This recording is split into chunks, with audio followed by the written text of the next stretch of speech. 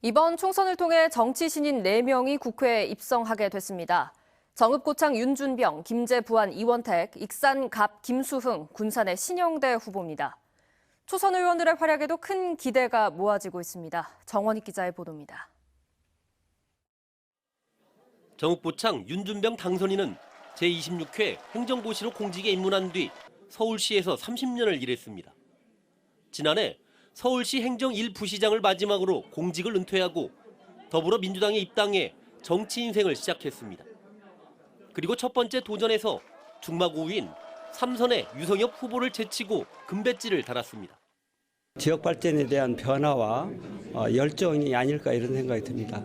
그런 지역 발전에 대한 열망, 또 그걸 뒷받침하기에 대한 변화에 대한 소망, 이런 것들이 담겨서 이번 선거 결과로 표출됐다 이렇게 생각합니다. 김제부안 이원택 당선인은 지난 2006년 전주시의원에 당선되면서 정계에 입문했습니다. 그 뒤 청와대 자치발전 비서관실 행정관과 전라북도 정무부지사를 지냈습니다. 당내 경쟁에서 삼선 출신의 김춘진 전 의원을 제치고 단수 공천을 받은 뒤 본선에서도 승리를 거머쥐었습니다. 농생명수산업을 키워서 김제의 새로운 산업 생태계를 보완하고 일자리를 늘려가야겠다. 이런 게 하나 있고요.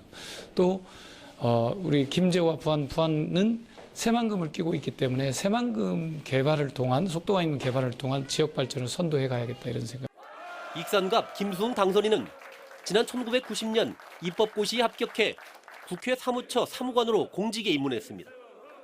차관급인 국회 사무처 사무차장을 지낸 뒤 지난해 더불어민주당에 입당해 당내 경선에서 삼선인 이춘석 의원을 이겼습니다.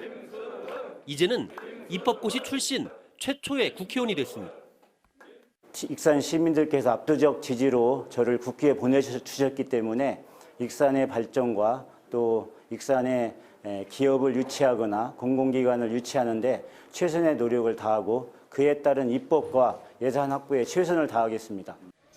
군산 신영대 당선인은 지난 1985년 전북대에 입학한 뒤 반독재 민주화운동에 투신했습니다.